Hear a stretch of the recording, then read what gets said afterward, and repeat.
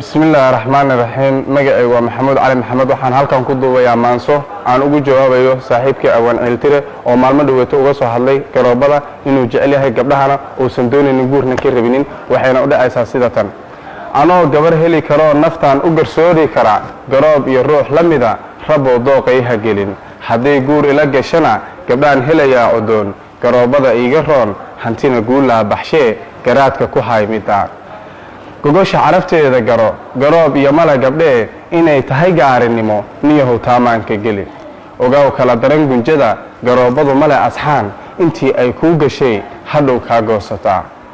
nin baa tahay geesiyo garaadka ku meel maree hunguriyo kula gudbine waxaan kala goosanaa niyahow waa gobanime saaxiib tale iga guddoon haddii gurigii dhisnaa iyadu gacanteeda shalay ku kala goysee harbiday ninkii geesiga ahaa inaad u gashaa ka roon garoobada aan nahayn doobnimo geedaha la jiif wixii shalay lagu furay goobtii shalay lagu furay maantana soo gees martaa waxa ugu xiran guntiga wixii shal lagu kala go'ee waxa ugu xiran guntiga wixii lagu kala go'ee haddaan guridaa la furin niyahow haddaan guridaa la furin taladu waa geegsantee ceel tira guriga ha gelin markay xaajadu gig tahay dareenkuna uu godlado markay xaajadu gig tahay dareenkuna uu godlado ogaa waa geedi kale ka siman gebigood habluhu inay baahidu gubtee garoobada kale la daaq gabdhaha iidaaniyo.